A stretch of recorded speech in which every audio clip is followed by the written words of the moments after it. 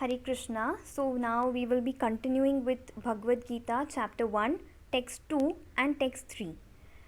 We would be reading two texts today because both are comparatively very small. So let's get started. Text 2. Sanjaya uvacha drishtva tu pandavanikam vyudham duryodhanastada acharyam upasangamya raja vachanam abravit. Translation. Sanjaya said, O king, after looking over the army arranged in military formation by the sons of Pandu, King Duryodhana went to his teacher and spoke the following words. Purport. Dhritarashtra was blind from birth. Unfortunately, he was also bereft of spiritual vision. He knew very well that his sons were equally blind in the matter of religion, and he was sure that they could never reach an understanding with the Pandavas, who were all pious since birth. Still, he was doubtful about the influence of the place of pilgrimage, and Sanjaya could understand his motive in asking about the situation on the battlefield. Sanjaya wanted, therefore, to encourage the despondent king and thus assured him that his sons were not going to make any sort of compromise under the influence of the holy place.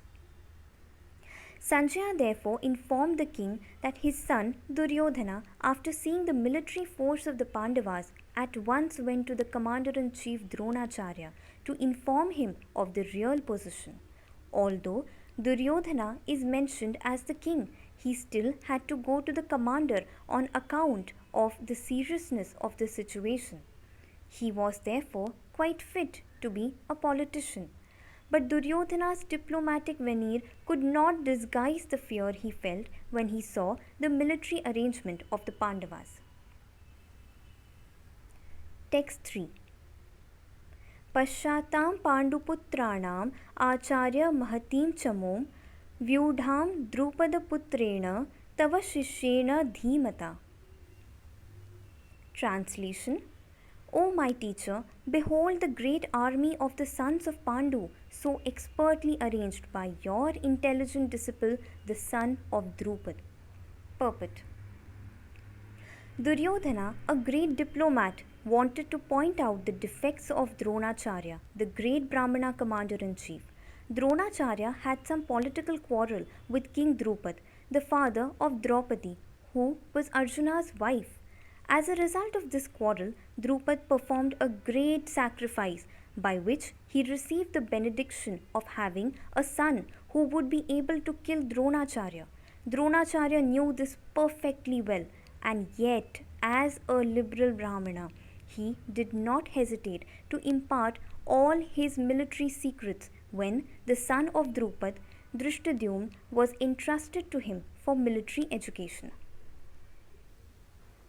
Now, on the battlefield of Kurukshetra, Drishtadyumna took the side of the Pandavas, and it was he who arranged for the military phalanx, after having learnt the art from Dronacharya. Duryodhana pointed out this mistake of Dronacharya's so that he might be alert and uncompromising in the fight. By this, he wanted to point out also that he should not be similarly lenient in battle against the Pandavas, who were also Dronacharya's affectionate students. Arjuna especially was his most affectionate and brilliant student. Duryodhana also warned that such leniency in the fight would lead to defeat. Thank you very much. Hare Krishna.